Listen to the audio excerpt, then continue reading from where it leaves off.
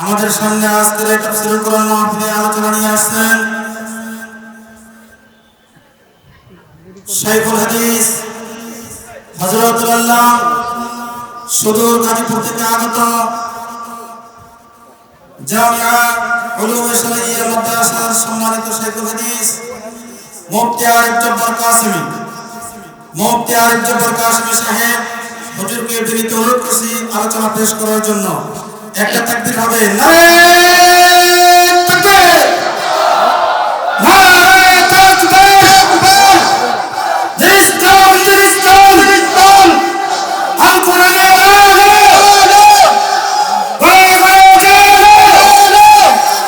আরিফ জব্বার কাসেমী সাহেব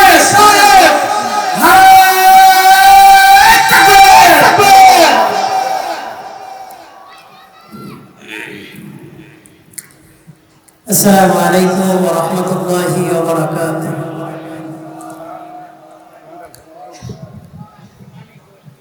الحمد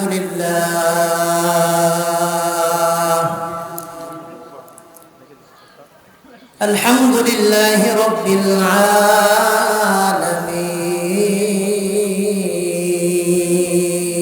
العالمين، والصلاة والسلام على سيد الأنبياء والمرسلين.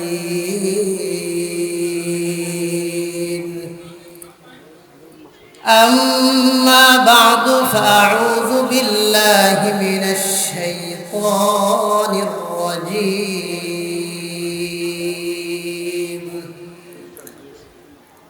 بسم الله الرحمن الرحيم.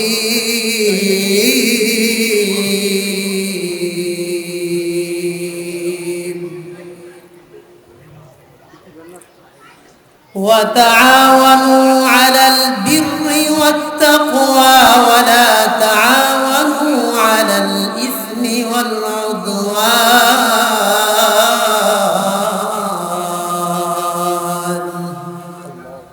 واتقوا الله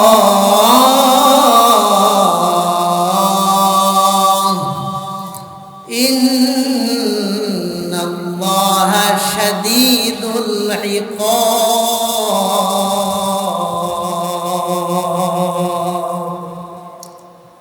صدق الله مولانا العظيم. وعن أبي هريرة رضي الله تعالى عنه وعنهم أنه قال رسول الله صلى الله عليه وسلم: أنا وكافل اليتيم في الجنة هكذا، وأشار بإصبعيه السبابة والوسطى وفرج بينهما شيئا، أو كما قال النبي عليه الصلاة والسلام. سبحانك لا علم لنا إلا ما علمتنا إنك أنت العليم الحكيم. ওনাকে একটু ইকুটা কমাই দিতে বলেন, কথা বোঝা যায় না। আলহামদুলিল্লাহ সুম্মা আলহামদুলিল্লাহ। কালিয়াপাড়া বাজার ব্যবসায়ী ও যুব সমাজের উদ্যোগে আয়োজিত তাফসীরুল কোরআন মাহফিলে উপস্থিত সম্মানিত সভাপতি জনাব মোহাম্মদ আয়েত আলী ভুইয়া, প্রধান অতিথি আল্লামা তারেক মুনাওয়ার হাফিজাহুল্লাহ এবং দূর দূরান্ত থেকে আগত ওয়াইজিনে কেরাম, ওলামা হযরত, আশপাশ থেকে আগত আইম্মায়ে মাসাজিদ, মুদাররিসিনে মাদারিস, আমার সামনে সমবেত ধর্মপ্রাণ তাওহীদি জনতা, মুরব্বী বাবারা, যুবক ভাইরা, আপনি ইকুটা একদম কমায় দেন। ইকু লাগবে না, শুধু সাউন্ড বাড়ায় দেন। আপনার কোনো ইকু লাগবে না।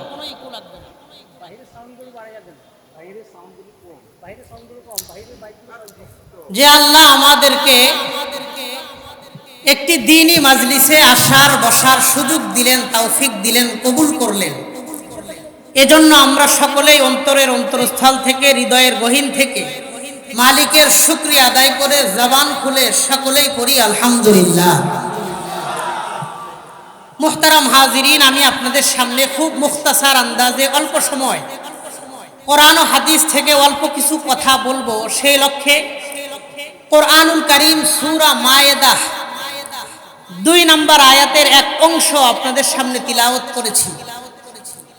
রাসূলুল্লাহ সাল্লাল্লাহু আলাইহি ওয়াসাল্লামের বহু সংখ্যক হাদিস থেকে বুখারী শরীফের 5304 নম্বর হাদিস, 5304 নম্বর হাদিস, একটি হাদিস আপনাদের সামনে পাঠ করেছি। আল্লাহ সুবহানাহু ওয়া তাআলা যদি তৌফিক দান করেন, এই একটা আয়াত আর একটা হাদিসকে সামনে নিয়ে কিছু কথা বলবো, এই উদ্দেশ্যে কথাগুলা বলবো, এই মাকসাদে কথাগুলা বলবো, এই নিয়তে কথাগুলা বলবো, যেন আল্লাহ তাআলা প্রত্যেকটি ভালো কথা আর আমলি কথার উপর সবার আগে আমি গুনাহগারকে আমল করার তৌফিক দান করেন। এরপরে আল্লাহ তাআলা ভালো আর আমলি কথাগুলোর উপর আমাদের সবাইকে আমল করার তৌফিক দান করেন, বলেন আমিন। আমি কোনো রকম ভূমিকা ছাড়াই সরাসরি কথায় প্রবেশ করতেছি, একটু মনোযোগের সাথে আমলের নিয়তে কথাগুলো শুনবেন। রাজি আছেন নি ইনশাআল্লাহ? আল্লাহ আমাদের সবাইরে আমলের নিয়তে কথাগুলো শুনবার তৌফিক দান করেন, বলেন আমিন। যে আয়াত তিলাওয়াত করেছি, এই আয়াতে আল্লাহ তাআলা বলেন, বিসমিল্লাহির রহমানির রহিম, ওয়া তাআওয়ানু আলাল বিররি ওয়াত তাকওয়া ওয়া লা তাআওয়ানু আলাল ইসমি ওয়াল উদওয়ান। আল্লাহ বলেন, তোমরা একে অপরকে ভালো কাজে সহযোগিতা করো, গুনার কাজে সহযোগিতা করিও না। তোমরা একে অপরকে ভালো কাজে সহযোগিতা করো, গুনার কাজে সহযোগিতা করিও না। ওয়াত্তাকুল্লাহ,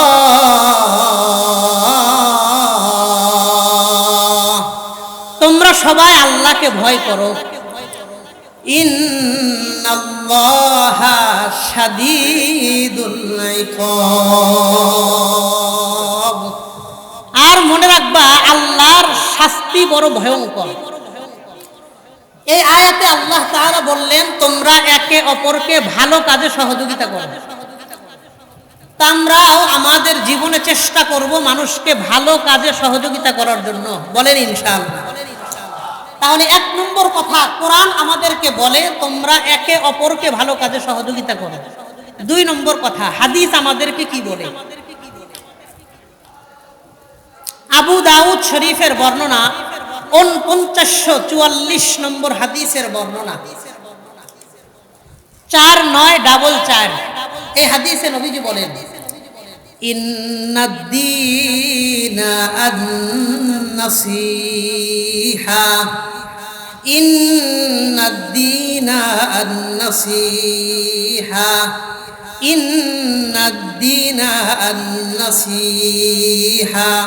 নবীজি বলেন, শোনো, একে অপরের ভালো কামনা করবা, কল্যাণ কামনা করবা, এটার নামই ইসলাম, বলেন সুবহানাল্লাহ। কোরআন আমাদেরকে বলে তোমরা একে অপরকে ভালো কাজে সহযোগিতা করো, ইসলাম আমাদেরকে বলে তোমরা একে অপরকে ভালো কাজে সহযোগিতা করো, একে অন্যের কল্যাণ কামনা করো, এটার নাম দ্বীন, এটার নাম ইসলাম। 3 নম্বর কথা, বুখারী শরীফের 54 নম্বর হাদিসের বর্ণনা এবং 57 নম্বর হাদিসের বর্ণনা, 57। এই হাদিসের মধ্যে নবীজি বলেন, عن جرير بن عبد الله رضي الله تعالى عنه قال, আল্লাহর হাবিবের বিখ্যাত সাহাবী জারির ইবনে আব্দুল্লাহ রাদিয়াল্লাহু আনহু তিনি বলেন, বায়াতু রাসূলুল্লাহ সাল্লাল্লাহু আলাইহি ওয়াসাল্লাম আলা ইকামিস সালাহ ওয়া ইতাইজ যাকাতি ওয়ান নুসহি লিকুল্লি মুসলিমিন। হযরত জারির ইবনে আব্দুল্লাহ রাদিয়াল্লাহু তাআলা আনহু তিনি বর্ণনা করেন, আমি আল্লাহর নবীর হাতে হাত রেখে তিনটা জিনিসের ব্যাপারে ওয়াদা করেছি। বলেন কয় জিনিস? জারির ইবনে আব্দুল্লাহ রাদিয়াল্লাহু তাআলা আনহু তিনি বলেন, এক নম্বর, নবীর হাতে হাত রেখে আমি ওয়াদা করেছি আলা ইকামিস সালাহ, আমি আমার জীবনে কোনোদিন নামাজ কাজা করব না। এক নম্বর ওয়াদা করেছি আমি আমার জীবনে নামাজ কাজা করব না। দুই নাম্বার তিনি বলেন ওয়া ইতাইজ যাকাত, আমি আমার জীবনে যাকাত আদায়ের ক্ষেত্রে অলসতা করব না। আমাদের সমাজের মধ্যে বহু ব্যবসায়ী ভাইরা এমন আছে, রমজান মাস আসলে সঠিক হিসাব করে যাকাতটা আদায় করে না। এমন ব্যবসায়ী আপনাদের এলাকায় আছে না নাই? আল্লাহ আমাদের সম্পত্তির যাকাত হিসাব করে যথা সময়ে মুস্তাহেক ব্যক্তিদের কাছে পৌঁছাবার তৌফিক দান করেন, বলেন আমিন। তাহলে সাহাবী জারির ইবনে আব্দুল্লাহ তিনি এক নম্বর কথা বললেন, আমি আল্লাহর নবীর হাতে হাত রেখে বলেছি জীবনে কোনোদিন নামাজ কাজা করব না। দুই নম্বর, যাকাত দিতে কোনোদিন অলসতা করব না। তিন নম্বর, ওয়ান নুসহি লিকুল্লি মুসলিম, আমি জীবনে কোনো মুসলমানের ক্ষতি করব না। জীবনে আমি কোনো মুসলমানের ক্ষতি করব না, কল্যাণ কামনা করব। এই তিন জিনিসের উপর নবীর হাতে হাত রেখে ওয়াদা করেছি। তাহলে এবার আসেন, কোরআন বলে একে অপরকে ভালো কাজে সহযোগিতা করো, ইসলাম বলে একে অপরকে ভালো কাজে সহযোগিতা করো। সাহাবায়ে কেরাম তারাও বলেন আমরা নবীর হাতে হাত রেখে ওয়াদা করেছি জীবনে কোনো মুসলমানের ক্ষতি করব না। তাহলে মানুষের কল্যাণ করলে, মানুষকে সহযোগিতা করলে আমার আপনার কি লাভ? নবীজি সাল্লাল্লাহু আলাইহি ওয়াসাল্লাম বলেন, মুসলিম শরীফের 2699 নম্বর হাদিসের বর্ণনা, আন আবি হুরায়রা রাদিয়াল্লাহু তাআলা আনহু ক্বাল, আবু হুরায়রা থেকে বর্ণিত তিনি বলেন, ক্বালা রাসূলুল্লাহ সাল্লাল্লাহু আলাইহি ওয়াসাল্লাম, আল্লাহর নবী বলেন, ওয়াল্লাহু ফি আউনিল আবদি মা কানাল আবদু ফি আউনি আখি, একজন বান্দা যতক্ষণ পর্যন্ত কোনো মুসলমানকে সহযোগিতা করতে থাকে ওই সময়টুকু স্বয়ং আল্লাহ ওই বান্দাকে সহযোগিতা করতে থাকে। আমি যতক্ষণ কোনো মুসলমানকে সহযোগিতা করব আমাকে সহযোগিতা করতে থাকবেন কে? আল্লাহ। তাহলে চারটা কথা জানলাম। তো আমরা বিপদ আপদের মুহূর্তে একজন মুসলমান আরেকজন মুসলমানকে সহযোগিতা করব, রাজি আছেন ইনশাআল্লাহ? একেই বলা হয় ইন্নাদ দীনা আন-নাসিহা। তো সহযোগিতার কি কি খাত হতে পারে আমি বেশ কিছু খাত নিয়ে আপনাদের সামনে আলোচনা করব ইনশাআল্লাহ। এক নম্বর, তাহলে সমাজে আমরা কল্যাণমূলক কাজ করব, সমাজে আমরা মানবতার কাজ করব, সমাজে আমরা মানব সেবা গড়ে তুলব। এটার কি কি সেক্টর হতে পারে আমি কয়েকটা সেক্টর নিয়ে আপনাদের সাথে কথা বলবো ইনশাআল্লাহ। এক নম্বর, এই তালিকার মধ্যে এক নম্বরে আসে উলায়াতুল ইয়াতীম, ইয়াতীমদের সাথে ভালো আচরণ করা। বলেন কাদের সাথে ভালো আচরণ করা? ইয়াতীম, ইয়াতীম যাদের বাবা মা ছোটকালে ছোট অবস্থায় রাইখা তারা বাবা মারা গেছে, এরা হলো দুনিয়াতে ইয়াতীম সন্তান। ইয়াতীমদের সাথে ভালো আচরণ করা এক নম্বর। ইয়াতীমদের সম্পর্কে আমি 5টা কথা বলবো, একটু মনোযোগের সাথে আমলের নিয়তে কথাগুলো শুনবো, রাজি আছি ইনশাআল্লাহ। এক নম্বর, সূরা বাকারা 83 নম্বর আয়াত, আল্লাহ তাআলা বলেন, লা তা'বুদুনা ইল্লাল্লাহ, আল্লাহ বলেন তোমরা আল্লাহর দাসত্ব ছাড়া কারো দাসত্ব করবা না। আমি আপনি দাসত্ব করব কার? তা আল্লাহ বললেন লা তা'বুদুনা ইল্লাল্লাহ, তোমরা এক আল্লাহর দাসত্ব ছাড়া কারো দাসত্ব করবা না। 2 নম্বরে আল্লাহ বলেন ওয়াবিল ওয়ালিদাইনি ইহসানা ওয়াযিল কুরবা ওয়াল ইয়াতামা ওয়াল মাসাকিন, আর 4 শ্রেণীর মানুষের সাথে কখনো খারাপ আচরণ করবা না। 1 নম্বর মা বাবা, মা বাবার সাথে কখনো খারাপ আচরণ করবা না। 2 নম্বর ওয়াজিল কুরবা, নিজের নিকট আত্মীয় স্বজনদের সাথে খারাপ আচরণ করবা না। 3 নম্বর ওয়াল ইয়াতামা, ইয়াতিম সমাজের ইয়াতিম মানুষদের সাথে খারাপ আচরণ করবা না। 4 নম্বর ওয়াল মাসাকিন, সমাজের দরিদ্র মানুষদের সাথে খারাপ আচরণ করবা না। এই আয়াতে আল্লাহ 4 শ্রেণীর কথা বললেন। এই 4 শ্রেণীর মানুষের সাথে খারাপ আচরণ করবা না, মা বাবা, নিকট আত্মীয় স্বজন, ইয়াতিম আর দরিদ্র। আল্লাহ এক জায়গায় বললেন আমি ছাড়া কারো দাসত্ব করবা না, পাশাপাশি বললেন ইয়াতিমদের সাথে ভালো আচরণ করবা। তার মানে ইয়াতিমদের সাথে ভালো আচরণ করার গুরুত্ব ইসলামে কম না অনেক বেশি? আল্লাহর ইবাদতের পাশাপাশি আল্লাহ বললেন ইয়াতিমদের সাথে খারাপ আচরণ কইরো না, তার মানে এটার গুরুত্ব অনেক বেশি। 2 নম্বর কথা, তাহলে 1 নম্বর জানলাম ইসলামে ইয়াতিম শিশুদের সাথে ভালো আচরণের গুরুত্ব অনেক। 2 নম্বর সূরা বাকারা 283 283 নম্বর আয়াত, আল্লাহ তাআলা বলেন ইয়াসআলুনাকা মাযা ইউনফিকুন, নবী মানুষ আপনাকে জিজ্ঞাসা করে আপনি কোন পথে দান করবেন। শোনেন, কুল মা আনফাকতুম মিন খায়রিন ফালিল ওয়ালিদাইন ওয়াল আকরাবিন ওয়াল ইয়াতামা ওয়াল মাসাকিন ওয়াবনিস সাবিল। আপনাকে যদি মানুষ জিজ্ঞাসা করে, আপনার উম্মত জিজ্ঞাসা করে তারা কোন পথে টাকা ব্যয় করবে, আপনি বলে দিবেন তারা যেন 5টা খাতে টাকা ব্যয় করে। 1 নম্বর ফালিল ওয়ালিদাইন, মা বাবার জন্য যেন তারা সম্পত্তি ব্যয় করে। 2 নম্বর ওয়াল কুরবা, নিজের আত্মীয় স্বজনদের জন্য তারা যেন দান করে। ওয়াল ইয়াতামা ওয়াল মাসাকিন ওয়াবনিস সাবিল, 3 নম্বর ইয়াতিমদের জন্য যেন দান করে।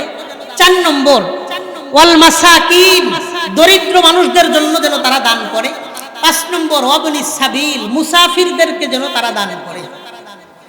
তাহলে তাদেরকে আমি আপনি সম্পত্তি দান করব, আল্লাহ জানায়া দিলেন 5 শ্রেণীর মানুষকে দান করবা। এর মধ্যে 3 নম্বর হলো ওয়াল ইয়াতামা, সমাজের ইয়াতিম বাচ্চাদেরকে দান করবা। দেখবেন আমাদের সমাজে বহুত মানুষ আছে মসজিদ মাদ্রাসায় লক্ষ লক্ষ টাকা দান করে, পাশের বাড়িতে 2টা গরিব ইয়াতিম সন্তান আছে, এদের বাড়িতে কোনোদিন 1000 2000 টাকাও দান করে না। অথচ আল্লাহ কোরআনে 5 শ্রেণীর মানুষকে সম্পত্তি ব্যয় করার কথা বললেন, মা বাবা, আত্মীয় স্বজন, ইয়াতিম, মিসকিন, মুসাফির। এই 5 শ্রেণীর মধ্যে 3 নম্বর ইয়াতিম। তো আমি আপনি আমাদের সাধ্য অনুযায়ী মসজিদ মাদ্রাসা দান করব, অসুবিধা নাই, কিন্তু গরিব ইয়াতিম শিশু বাচ্চা যারা আছে এদের দুরবস্থার প্রতি খেয়াল রেখেও সম্পত্তি ব্যয়ের চেষ্টা করব। আল্লাহ আমি সহ আমাদের সবার তৌফিক দান করেন, বলেন আমিন। তাহলে 1 নম্বর কথা, ইসলামে ইয়াতিমদের দান করার গুরুত্ব অনেক। 2 নম্বর 5 শ্রেণীকে দান করার কথা আল্লাহ বলেছেন, এর মধ্যে 3 নম্বর ইয়াতিম। 3 নম্বর কথা সূরা নিসা 10 নম্বর আয়াত, আল্লাহ তাআলা বলেন ইন্নাল্লাযীনা ইয়াকুলুনা আমওয়ালাল ইয়াতামা যুলমা, যে সমস্ত মানুষ ইয়াতিমের মাল আত্মসাৎ করবে অন্যায়ভাবে। বলেন কিভাবে? ইন্নাল্লাযীনা ইয়াকুলুনা আমওয়ালাল ইয়াতামা যুলমা, যারা ইয়াতিমের মাল আত্মসাৎ করবে অন্যায়ভাবে, জুলুম করে, আল্লাহ বলেন ইন্নামা ইয়াকুলুনা ফি বুতুনিহিম নার, কেমন যেন তারা তাদের পেটের মধ্যে জাহান্নামের আগুন ঢুকাইলো। বলেন নাউযুবিল্লাহ। ওয়া সায়াসলাউনা সাঈরা, এই সমস্ত মানুষ মরতে দেরি, আল্লাহর জাহান্নামে যাইতে দেরি হবে না। বলেন নাউযুবিল্লাহ। যারা ইয়াতিমের মাল অন্যায়ভাবে আত্মসাৎ করবে, মনে করেন বাবা মারা গেছে, সম্পত্তি এখনো বন্টন হয় নাই, কিছুদিন পরে বড় ভাই মারা গেছে, তো ভাই সম্পত্তি পাবে, ভাইয়ের ছোট ছোট 2টা বাচ্চা আছে ইয়াতিম, এই ইয়াতিমদেরকে সম্পত্তি চাচারা দেয় না, ভাতিজাদের সম্পত্তি নিজেরা বন্টন করে নেয়। ভাতিজারা ছোট ছোট হওয়ার কারণে কিছু বলতে পারে না, ওদের সম্পত্তি অন্যায়ভাবে আত্মসাৎ করে, এমন লোক বর্তমান সমাজে আছে না নাই? তা আল্লাহ বললেন, যারা ইয়াতিমের মাল অন্যায়ভাবে আত্মসাৎ করবে তারা কেমন যেন নিজের পেটের মধ্যে জাহান্নামের আগুন ঢুকাইলো। তার মানে হলো ইয়াতিমের মাল হলো জাহান্নামের আগুন। বলেন ইয়াতিমের মাল কিসের আগুন? আবার বলেন ইয়াতিমের মাল, ইয়াতিমের মাল, আরো জোরে, ইয়াতিমের মাল। যারা অন্যায়ভাবে ইয়াতিমের সম্পত্তি আত্মসাৎ করবে, আল্লাহ বলেন ইন্নামা ইয়াকুলুনা ফি বুতুনিহিম নারা, তারা তাদের পেটের মধ্যে জাহান্নামের আগুন ঢুকাবে। ওয়াসায়াসলাউনা সাঈরা, মরতে দেরি। সিন আসে কোন জিনিস আন করিব বুঝানোর জন্য, তাড়াতাড়ি বুঝানোর জন্য। তার মানে এই লোকটা মরতে দেরি হবে, আল্লাহর জাহান্নামে যাইতে দেরি হবে না। বলেন নাউজুবিল্লাহ। এক নম্বর কথা, ইয়াতিমদের সাথে ভালো আচরণ করা ইসলামে অনেক গুরুত্ব। দুই নম্বর কথা, আল্লাহ 5 শ্রেণীর মানুষকে সম্পত্তি দিতে বলেছেন, ব্যয় করতে বলেছেন। 3 নম্বর হলো ইয়াতিম। 3 নম্বর কথা, ইয়াতিমের মাল যারা অন্যায়ভাবে আত্মসাৎ করবে তারা দুনিয়াতে যেভাবেই হোক টাকা পয়সা নিয়ে চলবে, মরতে দেরি, আল্লাহর জাহান্নামে যাইতে দেরি হবে না। কন্যা 4 নম্বর কথা, বুখারী শরীফের 5304 নম্বর হাদিসের বর্ণনা, 5304 নম্বর হাদিসের বর্ণনা। عن أبي هريرة رضي الله تعالى عنه قال, আবু হুরায়রা থেকে বর্ণিত, قال رسول الله صلى الله عليه وسلم, রাসূলুল্লাহ সাল্লাল্লাহু আলাইহি ওয়াসাল্লাম বলেন, আনা ওয়া কাফিরুল ইয়াতীম ফিল জান্নাতি হাকাযা। নবী বলেন, আমি আর যেই ব্যক্তি দুনিয়া